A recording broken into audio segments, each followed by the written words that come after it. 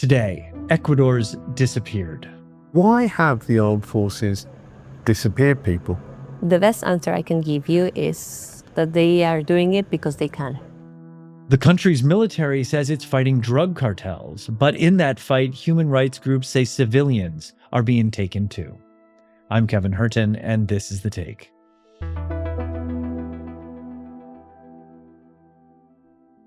Before we continue with today's show, remember to leave us a comment telling us what you think about this episode. Were you aware of this issue of forced disappearances in Ecuador? What does it say about the balance between law and order? And remember, if you're on your favorite podcast app, please leave us a review and a 5-star rating. It helps the show. My name is Jeremy Young. I'm a senior producer at Fault Lines on Al Jazeera, and I'm based out of our bureau in Washington, D.C. Jeremy, welcome to The Take. So this latest film is for Fault Lines. It's called Ecuador's Disappeared, and it talks about this recent phenomenon of military patrols forcibly abducting people on the streets. And I was thinking maybe we should start with why the military are patrolling the streets in the first place, and that is this shocking security situation in the country. Jeremy, Ecuador used to be one of the safest countries in Latin America. What changed? Yeah, it's really sad. It's a marvelous country, Ecuador, but geography-wise, it's sandwiched between Peru and Colombia, who are the number one and number two largest producers of cocaine in the world.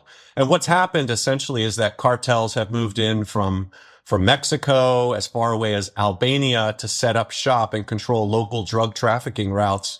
Violence has increased, and the country has just been thrown into chaos. Yeah, and it has one of the highest homicide rates in the entire world. I mean, what kind of numbers are we talking about? Last year, 2025, was the deadliest year on record for Ecuador. There were more than 9,000 homicides, so that's 25 homicides per day. 25 homicides per day. My goodness. So in 2024, the new president, Daniel Noboa, sent the army onto the streets. Something had to be done, I suppose. It was called Plan Phoenix. We are convinced that we will be victorious in this conflict. The support of citizens and political parties is crucial to come out of the darkness. How did things change after that? Well, initially, the military was deployed to fight these cartels. They took some key kingpins and leaders off of the streets. They killed a lot of people. Essentially, though, it didn't really get to the root of a lot of the problems. As we talked about earlier, the homicide rate was sky high. There's so many problems with social services in the country. People are still really struggling. So, it was one effort to attempt to address it. But in reality, there's still a slew of problems that the country is facing. Oh. Yeah, and so, Jeremy, we've seen this movie before. You send armed men, military men who are trained to fight in wars into neighborhoods to do policing. It usually doesn't go so well. You talked to the family of a man named Jonathan Villon, who was abducted. He was a husband, he was a father of 3, and the family is still holding out hope that he will be back. Today is the 1-year anniversary. A lot of people say that so much time has passed. Do you believe he could still be alive? There is something deep inside of me that says yes, he is still alive. I want him back. It's a pain I wouldn't wish on anyone. I mean, tell us about what happened to Jonathan. So Jonathan Villon, on a Monday morning, December 9th, 2024, his day off, he went out to pick up groceries, and a military patrol was coming through his neighborhood. He saw the patrol, attempted to run. They chased him down, put him in the truck, and his family came to the scene. A friend of his called me. She said, Jazeera, come up here. The military is taking Jonathan away. I ran out with my family, my brother, my sister. The soldiers had my husband lying face down in the back of the truck. I asked the soldiers why they were taking him away, and they didn't give me an answer. They put a gun to my head.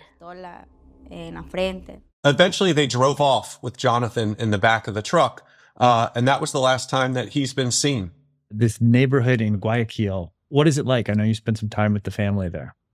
It's tough. It's definitely one of the most dangerous neighborhoods in the entire country. There have been some high-profile shootouts in this neighborhood. The streets are not paved. The infrastructure there is weak. But, you know, Jonathan was a 31-year-old father with 3 kids. He worked several jobs to maintain his family, and his family's really struggling to figure out why this has happened to them. So you talked to Jonathan's wife, and she really was there when he was abducted. What did she say about how she was treated by the military?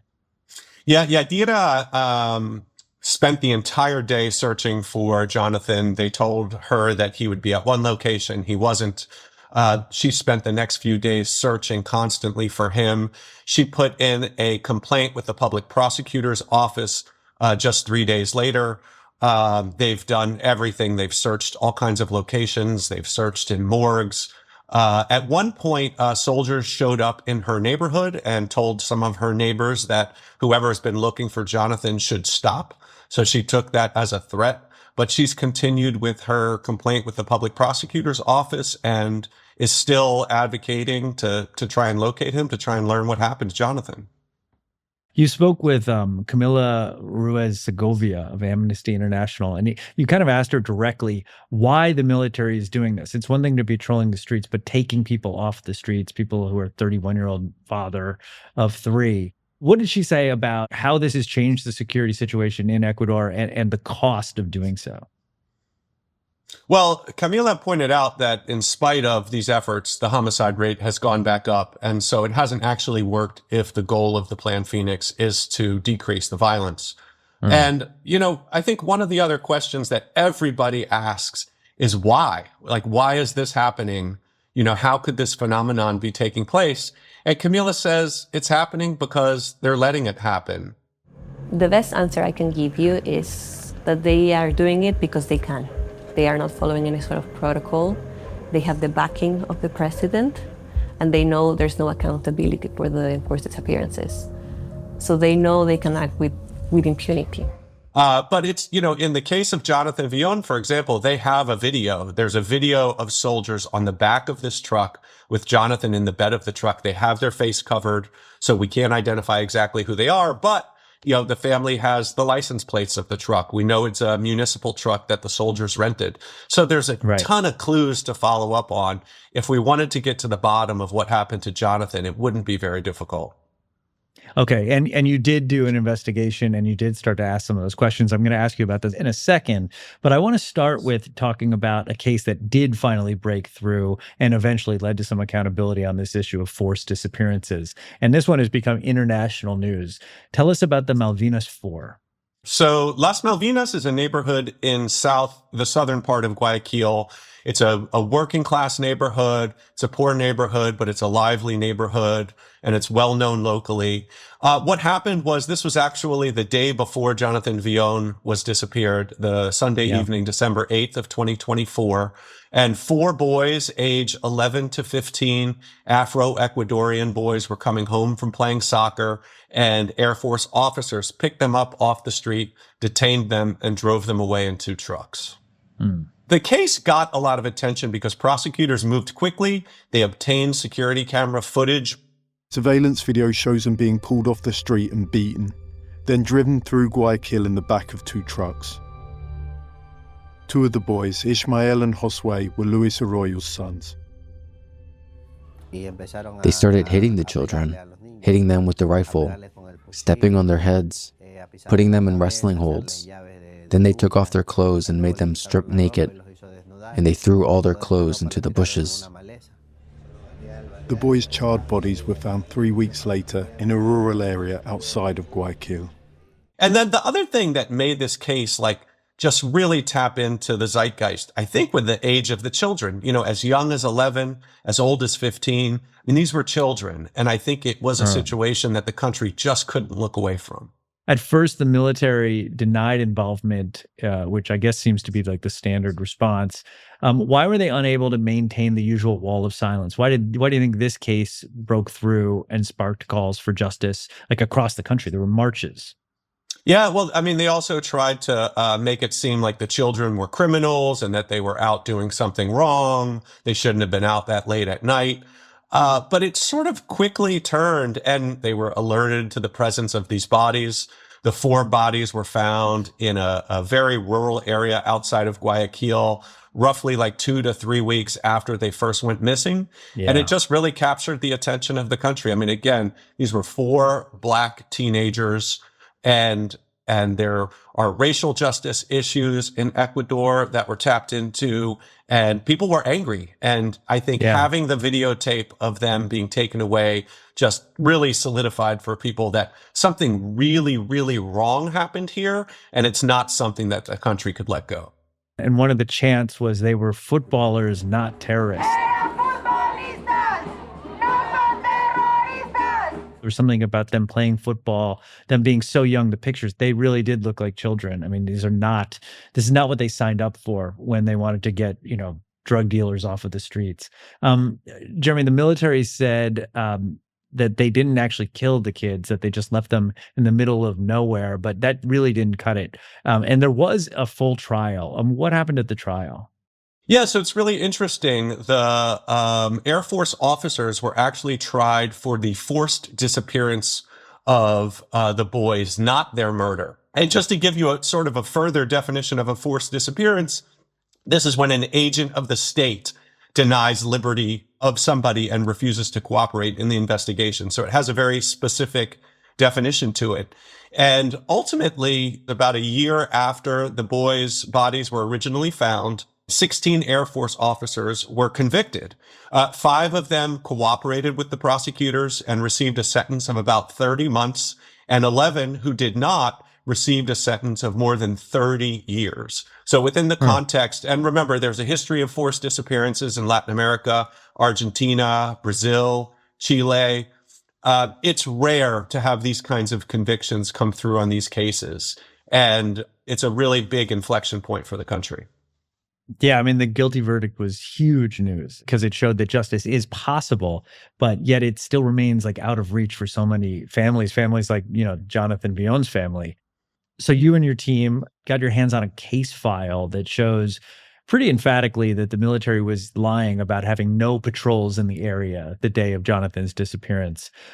This is something that you confronted a senior member of the Ecuadorian military about directly. It was pretty gripping television. What did your investigation reveal about Jonathan's disappearance? The MO of the military is just to put out a statement that said we had no operations in that area on that date. And they just flatly will not engage with investigators who are looking into the issue. We know that there were soldiers there because 1, they're on video. You can see them in the back of the truck. 2, we know that that truck was a municipal truck that the soldiers used. We have the license plates from the truck. We know that the driver of the truck gave a statement to investigators where he talked about where Jonathan was taken, where the soldiers were dropped off. So on its face, this idea that soldiers weren't involved really has no merit. And remember, Kevin, over the course of 2024 and 2025, we've confirmed there are 51 forced disappearance cases that happened during military operations. So Jonathan Villon is just one of those 51 cases. And we had the chance to sit down with the brigadier general in Guayaquil, who was responsible for the forces in that region. And, we tried to put forth questions about Jonathan's case. And in a very similar way, I think, to how they've responded to legal documents, very dismissive. That couldn't have happened. I'm not going to talk about it anymore. I don't know about that. It would be better if you didn't ask me about that, because I'm going to tell you it didn't happen. I'm not going to talk about this anymore. So we know who has the answers to what happened to Jonathan Villon. It's not rocket science, but until the military engages with investigators, until the military is willing to talk about what they know and who was involved, it's very likely that these families are not going to be able to get justice. Yeah, the general kept talking about his commitment to transparency while telling you to stop asking me about this. So then you followed a lead from one of the truck drivers, and you followed this missing persons team to a place where bodies are typically dumped, the Canal de los Muertes. It seemed like you were looking for dead bodies. I mean, they're literally following vultures. But is it also possible that Jonathan is being imprisoned in like a black site prison or something? Is the assumption that he's dead? The truth, Kevin, is that we don't know what's happened to Jonathan and to the dozens of other people who are disappeared by the military. In lots of cases, there's eyewitness testimony that saw people being detained and being taken away by the military. There's videos not just of Jonathan, but other people being loaded onto trucks. So we know that the military was involved in these disappearances. But the truth is, we don't really know what happened to them. And, that leaves a gaping hole for the families who are left behind and feeling like they're in limbo. Oh boy, I'll say. I mean, the film does such a good job showing the human toll. You talked to the father of one of the Malvinas Four, really emotional. There's also this moment where Jonathan Fillon's wife, Yadira, is talking about how their youngest child is coping. I mean, this is the emotional, hammer blow of the documentary. Can you talk about that moment? So Jonathan's children are 7, 11, and 14. We interviewed Leslie, the 14-year-old, and Ibalise, the 11-year-old. Yadira talks a lot about Lucas, who's only 7, and she says that he saves up change in his piggy bank and brings it to church and prays with his father's photo. And when people ask, why are you bringing your piggy bank here? He said, I want to give it to the soldiers so that they can bring my father home. Lucas, even now, if you ask him, he gets a lump in his throat and says, Mommy, I just want them to bring my dad back. He says, Mommy, all my friends have their dads. Why did they take mine away? It's really tough for these families because they don't know what happened. It's not like a situation where even in worst case scenario, they would have a grave where they could go place flowers or spend time thinking about their father. They're left not knowing what happened and they have no answers. And I think especially for young people, that's really troubling and can really have an impact on their psyche for their entire life. Yeah. I mean, I keep thinking about the response from the supervisor of the truck involved in Jonathan's disappearance. He said, well, Jonathan was a criminal. And there's no evidence that that's true, but he was sort of implying that he got what he deserved. Considering the backdrop of like the violence and the murder rate, do you think that there's a sympathy question here, that it's something we've seen in other countries like El Salvador, that the public is sort of willing to deal with some human rights violation in return for safety guarantees? Well, I'd say yes and no. Like, certainly there are aspects of society who would view someone like Jonathan, who essentially was, poor, but not a criminal, and for him to be labeled as such. But, last year in November of 2025, there was a direct referendum that was put to voters. President Daniel Noboa put some of his key issues on that, including allowing foreign militaries to come in, allowing a rewrite of the Constitution, significant changes. And all 4 of the initiatives that he put on the referendum failed. So it's not as clear cut that the society in Ecuador is okay with what's happening. And I think you do get a mix of opinions. I do also think there's a lot of people who really care deeply about what's happened to these families. And the families have bonded together and are supporting one another. They Zoom with each other every week to support each other because it's only these other families that know what it's like to go through this experience. And they're continuing to push for justice. I can tell you, Kevin, they're not going to give up. Yeah. I mean, I know because, we talk about this stuff off the podcast that you've been to Ecuador multiple times, but it's much different now, as we discussed, at the top of the pod.